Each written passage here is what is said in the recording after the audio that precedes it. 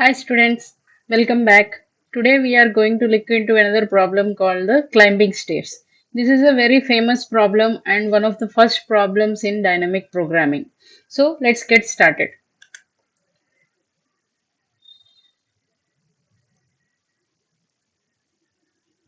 The problem statement says you are climbing a staircase. Okay, it takes n steps to reach the top. That means you are climbing a steps which are like this, and let's say this is 1, this is 2. You have n steps like that.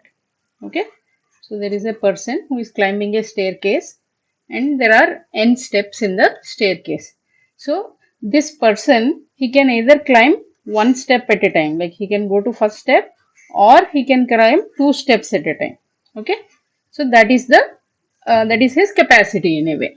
Okay, so that is the problem statement. So we are given a staircase with n steps and a person who can climb the staircase one step or two steps at a time. So what is our objective? We have to find how many distinct ways he can climb to the top. So this person, how many routes are possible for him to reach the top is what we have to find. So let's take a look at an example. So in this example, we are given n equal to 2. Okay. So the person, let's say he is here, this is 0, 1 and 2 steps. So the person is here initially. Now what are the possible ways? So he can go here and then here, which makes him reach 2, which means he can go to from 0 to 1 and 1 to 2. Okay, or he can take 2 steps at a time, right? So he can directly go here. Okay, which is 0 comma 2. Okay, so he can either take one step at a time and reach this, or he can take 2 steps and go here. So there are 2 possible ways. How many ways? 2 possible ways. Now let's take a look at another example. In this example, we are given as n as 3. Okay, so that means this is the staircase. We are at step 0, 1, 2, 3, and there is a person at this staircase.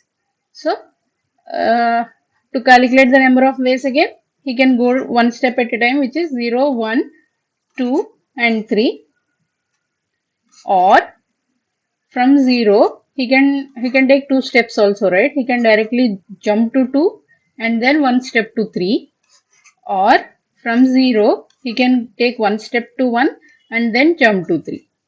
So in total there are 3 possible ways. Okay, so for us the input would be the number of staircase steps and the output should be the number of possible ways. We don't have to print these things, but we only have to output. So in general, right, when there are situations like this where they ask for the number of possible ways, min of those, max of those, you can think of it as a DP problem. Okay, dynamic programming problem, which you will be able to, if you work through the examples, right, with lower sizes of n, you will see that there is a pattern and there are sub problems. Okay, so let's take step by step. So when n equal to 0, okay, so n equal to 0, there is no steps. That means the person will be at that only, so there is nothing to do. Okay, now when n equal to 1, okay, he has to go from 0 to 1. How many possible ways? There is only one possible way. Okay. Now, let's do this in a different way. Let's take steps in the reverse order. Okay. So this would still be 0. This is the last step. So here the number of possible ways is 0. So here let's take the steps. So this will help us see the sub problems easily. That's why I'm saying let's number the steps in a reverse order. So here if you see, the person will go from 1 to 0. Okay. Now let's take n equal to 2. Okay. So in this case again, if we name the steps 0, 1 and 2 and the person is standing here. So what are the possible ways? So for the person, if he goes here, right, if you see this thing, it is same as n equal to 1. Correct? So let's say the person has gone from 2 to 1, then he can just use n equal to 1, the same answer. So from 2 to 1 to 0. Okay. Now let's say the person has taken 2 steps from here. Then there is nothing to do. He goes directly from 2 to 0. Okay. If you closely observe n equal to 2, you are just prepending 2 to answer of n equal to 1 and 0. Okay. Let's see another example with n equal to 3. 0, 1, 2 and 3, and our person is here. Okay. Now what are the possible ways? The person can go from 3 to 2. Okay. Once he goes from 3 to 2, this is again same as n equal to 2. Okay. If you see 0, 1, 2, 0, 1, 2, the same problem. Okay. So that means if the person goes from 3 to 2, then you can use the same set here. Okay. That means 3, 2, 1 and 0, and 3, 2 and 0. You are just reusing your answer of step 2. And what is the other possible way this guy can go? He can go directly to 1. If he goes to 1, then the problem is same as n equal to 1. So you can say that you can from 3 to 1, then you can reuse n equal to 1, which is just 0. Okay. So this gives us 3 possible ways. So if you clearly see what is the value of function of 2, it is function of 1 plus function of 0. Okay. Similarly, so here in case of 2, what we have done, we just added 2 to the values of 0 and 1. So function of 2 is function of 1 plus function of 0. This is because we are just interested in the count. So which is why we are just calculating the count. Okay. Now similarly, if we have to write a formula for function of 3, it would be function of 2 plus function of 1, which is what we have done, right? He has gone from 3 to 2 and it is same as n equal to 2. We reused that. He has gone from 3 to 1. It is same as n equal to 1 and we have reused that. So this part is coming from n equal to 2, 1, and these two are coming from n equal to 2. Similarly, this is coming from n equal to 1 and this is coming from n equal to 0. Okay. So similarly, if we generalize this thing, it would be f of n equal to f of n minus 1 plus f of n minus 2. Okay. This is clearly a recursive solution. Okay. This is similar to the Fibonacci problem, which many of you might have solved as well.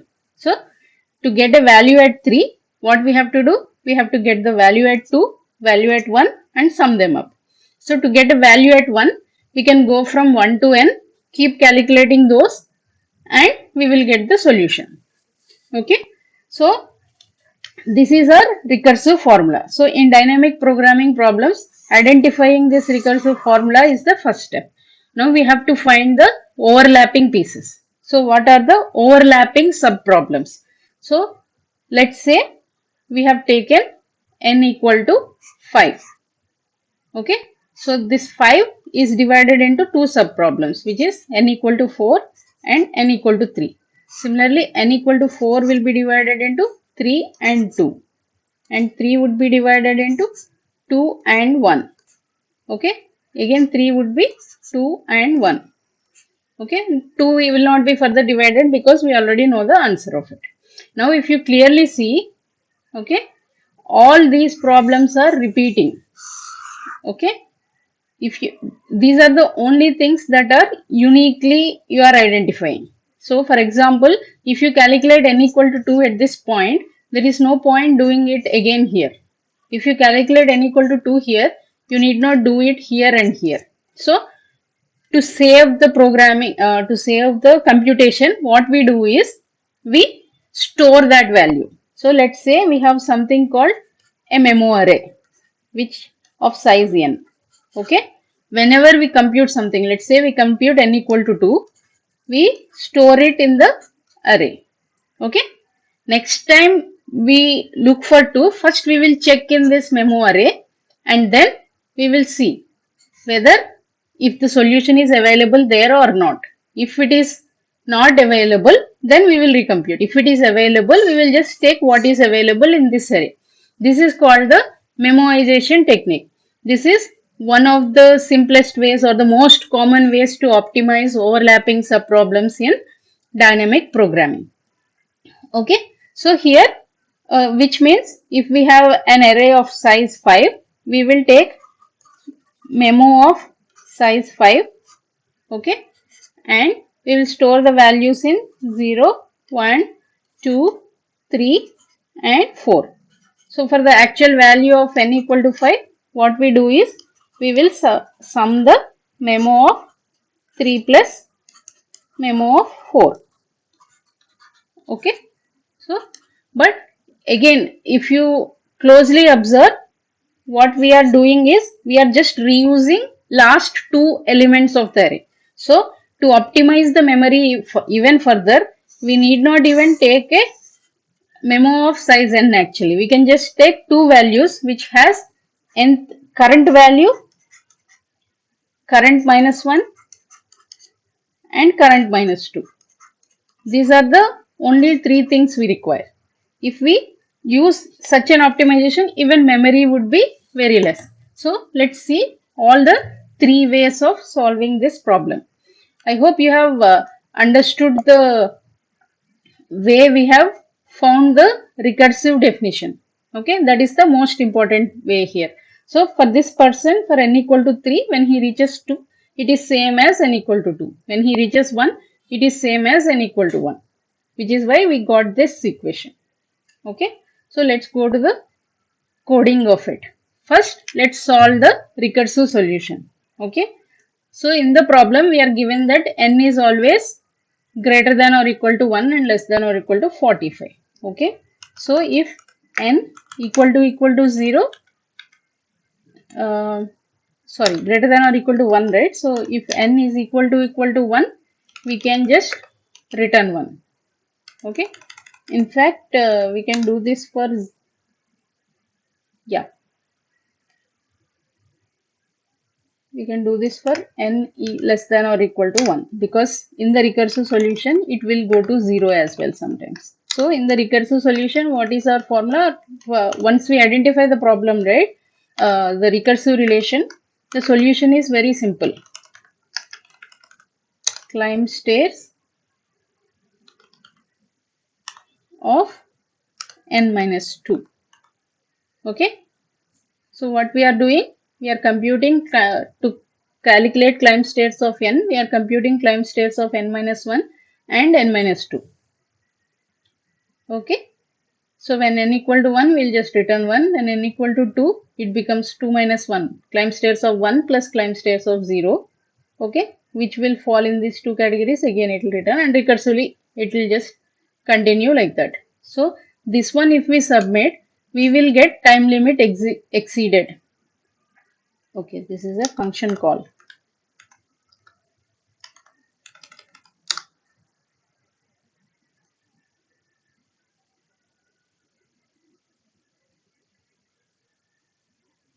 And okay, now what happened? Let's just copy the name.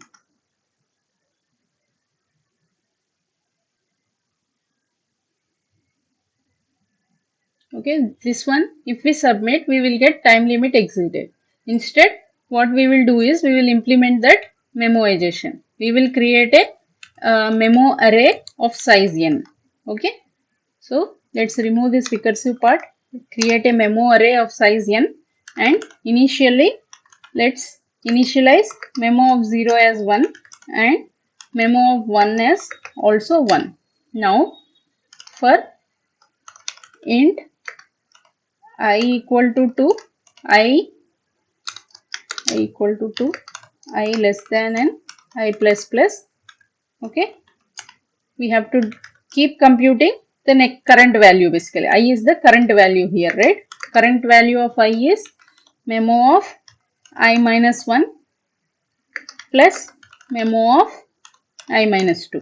So we are starting for I equal to 1, I equal to 2. So we are already safeguarded against I minus 1 and I minus 2. So we need not add any checks for that. If we started I equal to 1, right, the index can go to minus 1. So you should take care of that. But in this case, it is not required.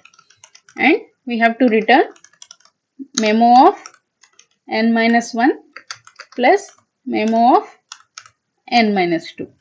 So we are doing this last step because for finding the value at n, we didn't compute the value at n. We did only till less than n. Okay.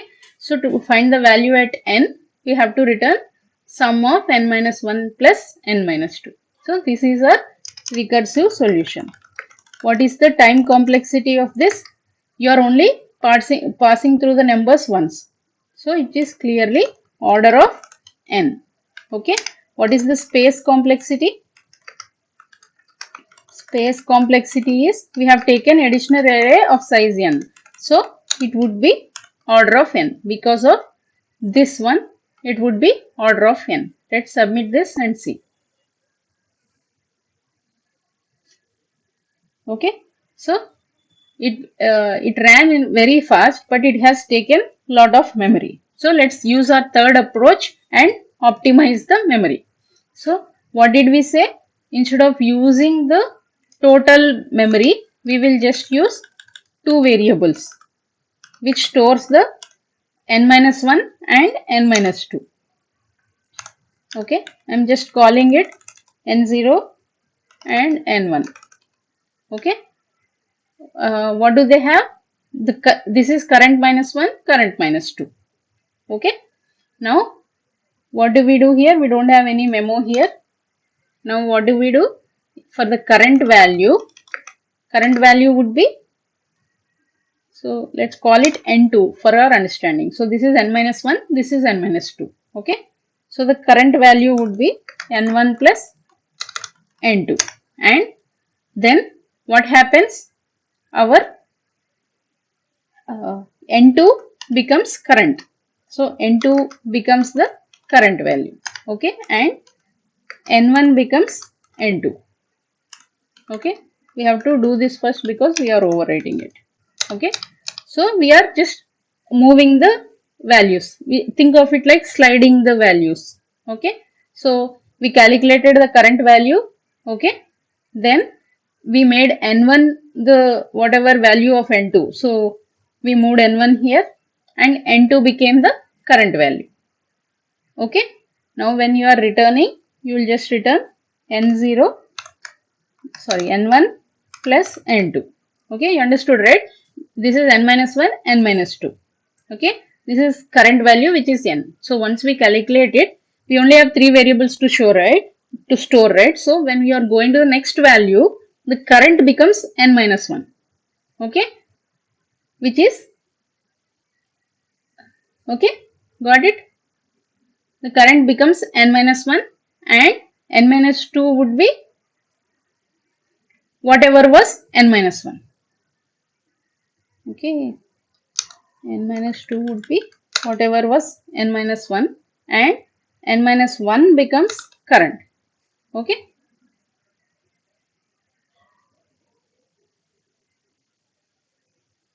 Got it?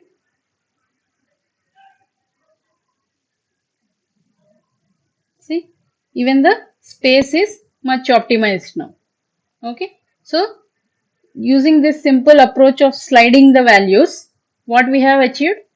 We have reduced the space to constant space. Earlier it was order of n, now it is just order of 1. So, here the important thing is how we are moving this sliding window. We are slowly going forward.